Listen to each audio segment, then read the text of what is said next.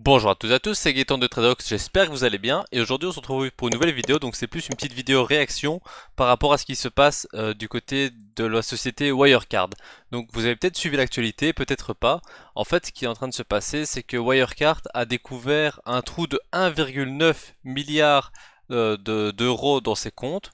Et donc en fait ils sont en train de déposer bilan suite à cela. Le patron d'ailleurs s'est fait arrêter et il a réussi à s'en sortir avec une caution de seulement 5 millions. Donc voilà, s'il a un petit peu piqué dans le portefeuille, ça fera pas grand chose, mais bon, on n'est pas là pour discuter de ça. Donc cette vidéo, elle s'adresse à toutes les personnes qui font de l'investissement boursier, que ce soit du long terme, du swing trading, day trading, scalping, peu importe votre horizon de temps. C'est une vidéo pour vous prévenir de l'importance d'utiliser un stop loss et de se protéger dans ses positions. Donc je fais surtout cette vidéo parce que je vois pas mal de vidéos tournées sur YouTube en ce moment avec des gens qui disent voilà, quand vous faites des actions, vous devez surtout pas faire d'achat-revente, mettre de take profit, de stop loss, vous devez faire avec des dividendes, etc. Vous devez viser le long terme. Le problème avec ce genre de stratégie, c'est que vous allez tirer une rente de ces dividendes, mais si la société dépose le bilan ou n'existe plus, vous n'êtes à aucun cas protégé. Donc là, devant mes yeux, j'ai mis le graphique de Wirecard en unité de temps 1 heure. Donc ce qu'il faut bien comprendre, c'est qu'ici, juste avant le début de la chute, c'était jeudi à 9 heures du matin. Donc jeudi 18 juin, c'était il y a jour pour jour, 7 jours. Donc il y a 7 jours, l'action valait 104,5 euros. Aujourd'hui, nous sommes donc le 25 juin à 17h03, l'action vaut 3,66 euros. Donc l'action, comme on peut le voir, a perdu plus de 95% de sa valeur en seulement une semaine. Donc là, je peux vous dire que les gens qui n'avaient pas protégé leur position, d'une façon ou d'une autre, que ce soit avec un stop loss ou autre, ils ont pris très cher à leur portefeuille. Parce qu'imaginons que vous ayez acheté l'action, par exemple, à un bon prix. Imaginons que vous l'avez acheté ici vers 70. Donc 70, c'est quand même un bon prix. Vous avez perdu plus de 80% de votre investissement si vous n'avez pas mis de stop loss.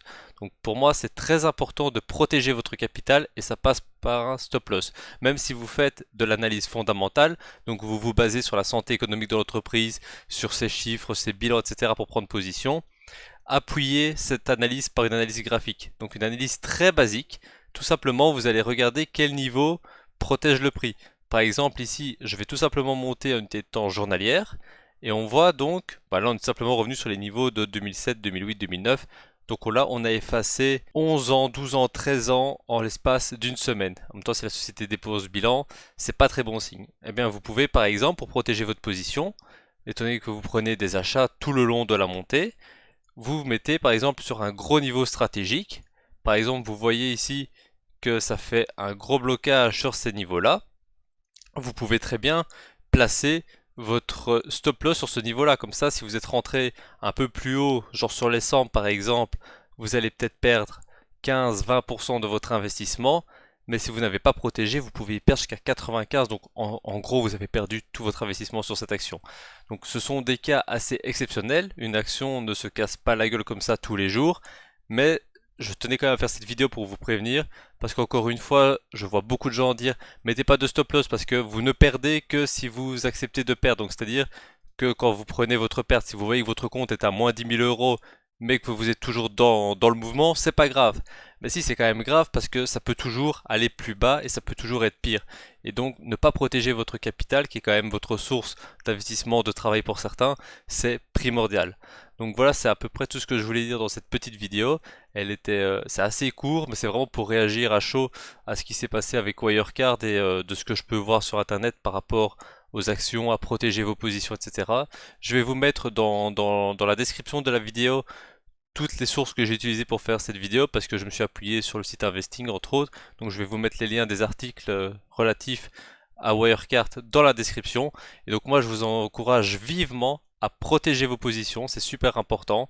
Et j'espère que vous allez tenir compte de ce conseil et que vous allez pouvoir préserver au maximum votre capital et ne pas jouer au héros parce que là, concrètement, quand une telle chute a lieu, on peut vite se sentir un peu dépourvu et pris de vitesse. Il n'y a pas grand chose à faire à part si on n'était pas protégé. On se lève, par exemple ici on est le jeudi, on se lève, on se lève là, on voit que l'action a perdu déjà 50-60%, mais si on n'était pas protégé, ça peut être une bonne partie de vos économies qui passent à la trappe. Donc faites très attention à ça. Donc voilà, c'était tout pour cette petite vidéo. J'espère que ça vous a plu. J'espère sincèrement que vous allez sécuriser toutes vos positions si vous ne le faites pas encore. Et moi, je vous retrouve très bientôt pour une prochaine vidéo. Et d'ici là, passez de bons trades.